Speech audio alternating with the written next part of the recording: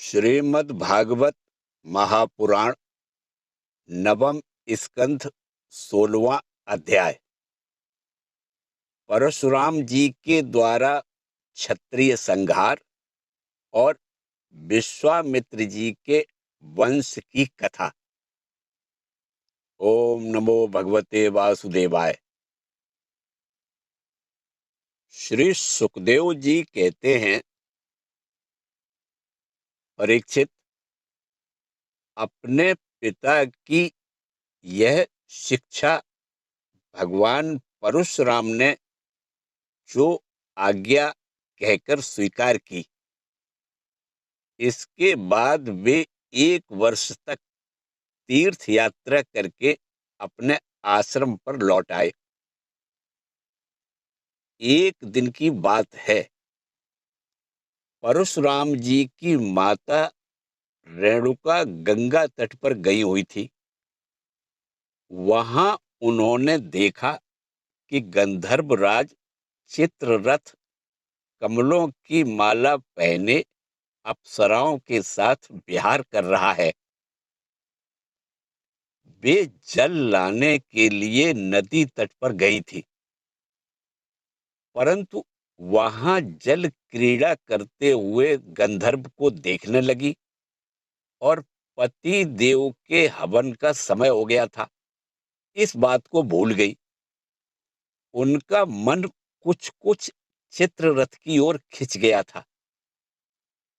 हवन का समय बीत गया, यह जानकर वे महर्षि जमदग्नि के शाप से भयभीत हो गई और तुरंत वहां से आश्रम पर चली आई।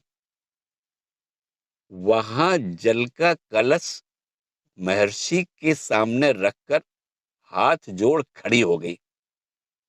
जमदग्नि मुनि ने अपनी पत्नी का मानसिक व्यभिचार जान लिया और क्रोध करके कहा, मेरे पुत्रों, इस पापिनी को मार डालो।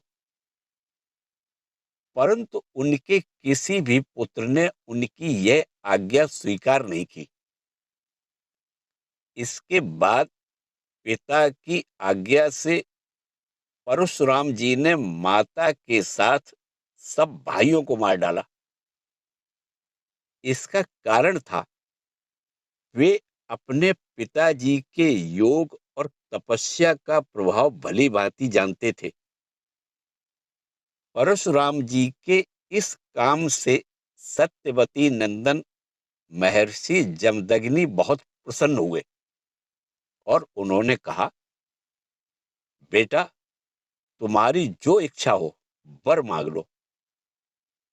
परशुराम जी ने कहा, पिताजी, मेरी माता और सब भाई जीवित हो जाए तथा उन्हें इस बात की याद न रहे कि मैंने उन्हें मारा था। परशुराम जी के इस प्रकार कहते ही जैसे कोई सोकर उठे, सबके सब अनायास ही सकुशल उठ बैठे। परशुराम जी ने अपने पिताजी का तपोबल जानकर ही तो अपने सहृदयों का वध किया था।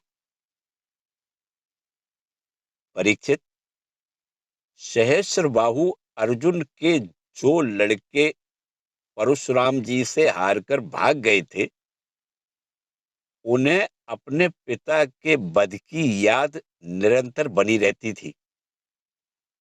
कहीं एक क्षण के लिए भी उन्हें चैन नहीं मिलता था।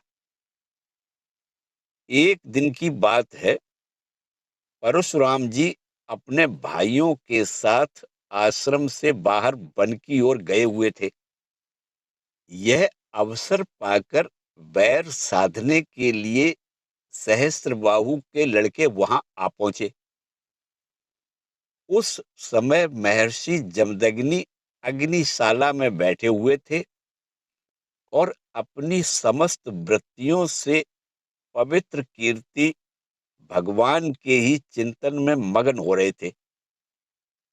उन्हें बाहर की कोई सुध नहीं थी। उस समय उन पापियों ने जमदग्नि ऋषि को मार डाला। उन्होंने पहले से ही ऐसा पाप पूर्ण निश्चय कर रखा था। परशुराम जी की माता रेणुका बड़ी दीनता से उनसे प्रार्थना कर रही थी, परंतु उन सबों ने उनकी एक नहीं सुनी। वे बलपूर्वक महर्षि जमदग्नि का सिर काट कर ले गए। परीक्षित, वास्तव में वे नीच क्षत्रिय अत्यंत क्रूर थे। सती रेणुका दुख और शोक से आतुर हो गई। वे अपने हाथों अपनी छाती और सिर पीट पीट कर जोर जोर से रोने लगी। परशुराम, बेटा परशुराम, शीघ्र जाओ। परशुराम जी ने बहुत दूर से माता का हा राम यह करुण क्रंदन सुन लिया। वे बड़ी शीघ्रता से आश्रम पर आए और वहां आकर देखा कि पिताजी मार डाले गए हैं। परीक्षित, उस समय परशुराम जी को बड़ा दुख हुआ। साथ ही क्रोध, असहिष्णुता, मानसिक पीड़ा और शोक के वेग से वे अत्यंत मोहित हो गए। हाय पिताजी, आप तो बड़े महात्मा थे। पिताजी, आप तो धर्म के सच्चे पुजारी थे। आप हम लोगों को छोड़कर स्वर्ग चले गए। इस प्रकार विलाप कर उन्होंने पिता का शरीर तो भाइयों को सौंप दिया और स्वयं हाथ में फरसा उठाकर क्षत्रियों का संहार कर डालने का निश्चय किया। परीक्षित, परशुराम जी ने माहिष्मती नगरी में जाकर सहस्त्रबाहु अर्जुन के पुत्रों के सिरों से नगर के बीचों बीच एक बड़ा भारी पर्वत खड़ा कर दिया।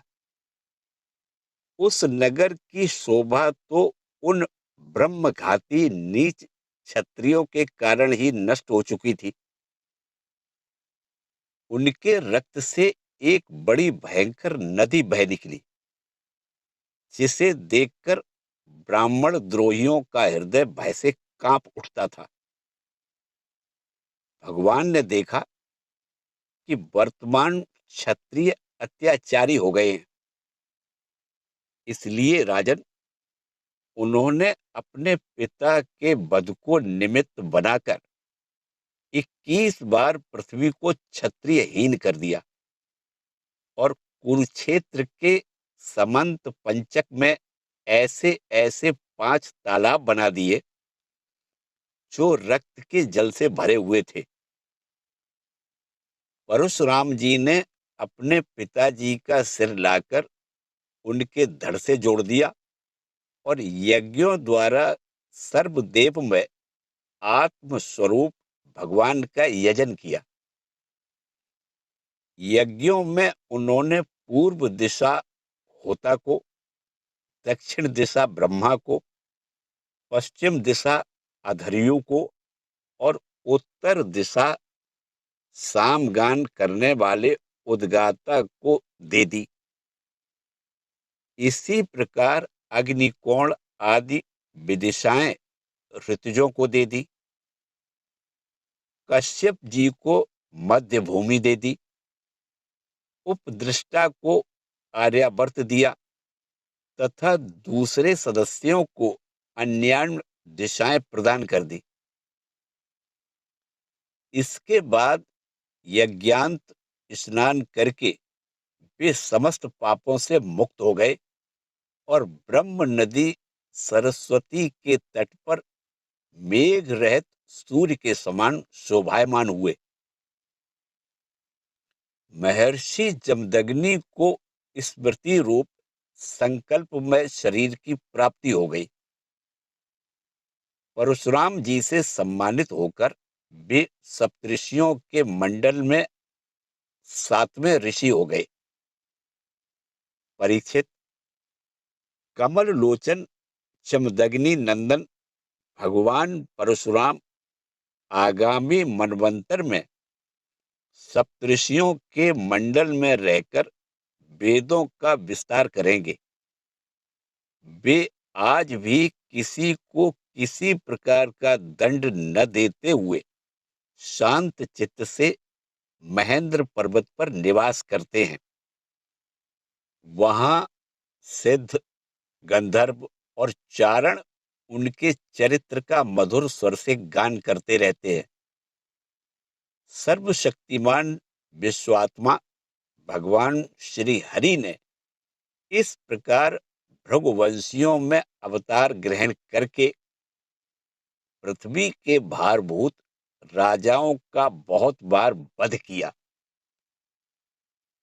महाराज गाधी के पुत्र हुए प्रज्वलित अग्नि के समान परम तेजस्वी विश्वामित्र जी, उन्होंने अपने तपोबल से क्षत्रियत्व का त्याग करके ब्रह्म तेज प्राप्त कर लिया। परीक्षित, विश्वामित्र जी के 100 पुत्र थे। उनमें बिचले पुत्र का नाम था मधुच्छंदा, इसलिए सभी पुत्र मधुच्छंदा के ही नाम से विख्यात हुए। विश्वामित्र जी ने भृगुवंशी अजीगर्त के पुत्र अपने भांजे सुनासेप को, जिसका एक नाम देवरात भी था, पुत्र रूप में स्वीकार कर लिया और अपने पुत्रों से कहा कि तुम लोग इसे अपना बड़ा भाई मानो। यह वही प्रसिद्ध भृगुवंशी सुनासेप था जो हरिश्चंद्र के यज्ञ में यज्ञ पशु के रूप में मोल लेकर लाया गया था। विश्वामित्र जी ने प्रजापति वरुण आदि देवताओं की स्तुति करके उसे पाश बंधन से छुड़ा लिया था। देवताओं के यज्ञ में वह सुनासेप देवताओं द्वारा विश्वामित्र जी को दिया गया था। अतः देवै रातः इस व्युत्पत्ति के अनुसार गाधी वंश में यह तपस्वी देवरात के नाम से विख्यात हुआ। विश्वामित्र जी के पुत्रों में जो बड़े थे, उन्हें सुनासेप को बड़ा भाई मानने की बात अच्छी नहीं लगी। इस पर विश्वामित्र जी ने क्रोधित होकर उन्हें शाप दे दिया कि दुष्टों, तुम सब म्लेच्छ हो जाओ।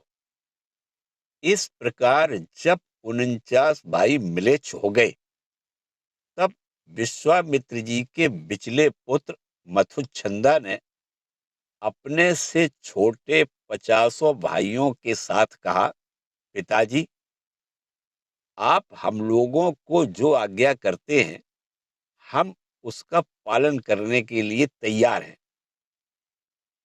यह कहकर मधुच्छंदा ने मंत्र दृष्टा सुनासेप को बड़ा भाई स्वीकार कर लिया और कहा कि हम सब तुम्हारे अनुयायी छोटे भाई हैं।